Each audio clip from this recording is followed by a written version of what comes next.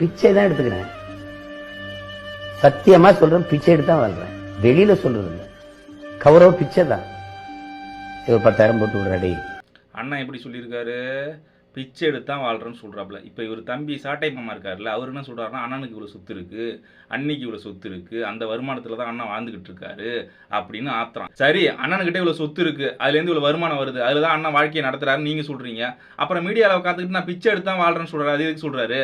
அனுதாபத்துக்கா? அப்புறம் இன்னொரு டைலாக் அண்ணன் விடுவார், என்னன்னா, நாடே ஆள துடிக்கிறேன், எனக்கு வீடே இல்லை அப்படின்னு ஆத்துவார். அண்ணனுக்கு வீடு கட்டுற அளவுக்கு வருமானம் இருக்குது, காசு இருக்குது, அண்ணன்ட்ட கட்ட முடியும். அண்ணனால் ஏன் கட்ட மாட்டாருன்னா, வீடு இல்லைன்னு ஒரு அனுதாபத்தை தேட மக்கள்கிட்ட.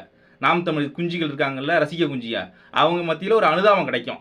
அண்ணனுக்கு வீடே இல்லை பாரியா, அண்ணனுக்கு காசே இல்லை, அண்ணன் பிச்சை எடுக்கிறாருல்ல அப்படின்னு ஒரு அனுதாபம் வருதுல்ல, அந்த அலுப்பு அனுதாபத்துக்காக அண்ணன் அந்த வேலையை பண்ணுறாரு. சாட்டை துரைமுருகன் வந்து இவ்வளோ சொத்து இருக்குது, அதுலேருந்து இவ்வளோ வருமானம் வருது இப்படின்னு புள்ளி விவரத்தோடு சொல்கிறாப்புல.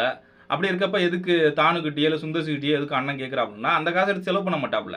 அதாவது அண்ணியோட சொத்துலேருந்து வர வருமானமோ இல்லை இவரோட சொத்துலேருந்து வர வருமானம் இருக்குல்ல, அதை எடுத்து அண்ணன் செலவு பண்ண மாட்டாப்புல. அதாவது வெளியிலேருந்து தான் செலவு பண்ணாப்புல. அப்படி இருக்கிறப்ப பத்தாதப்ப கட்சி காசையும் எடுத்து செலவு பண்ணாப்புல. அதுதான் நிர்வாகிகள் குற்றச்சாட்டு வைக்கிறாங்க.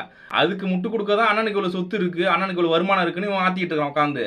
ஏன் ஒரு நாள் இருக்குது தெரியாதா? இவ்வளோ நாள் சொல்லணும் தானே. இவனே சொல்லியிருக்கான், அண்ணனுக்கு வந்து வீடே இல்லை அப்படின்னு இவனே மேடையில் பேசியிருக்கிறான். அதெல்லாம் இருக்குது.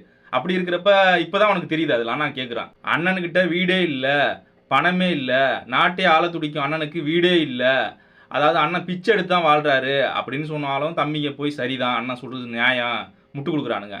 அண்ணனுக்கிட்ட பணம் இருக்குடா, அண்ணனுக்கிட்ட வந்து சொத்து இருக்குடா, அதுலேருந்து வருமானம் வருதுடா, அதில் தானே அவர் வாழ்க்கை நடத்துறாரு, சொகுசு வாழ்க்கை வாழ்கிறாரு அப்படின்னு சொன்னாலும் முட்டு கொடுக்குறானுங்க.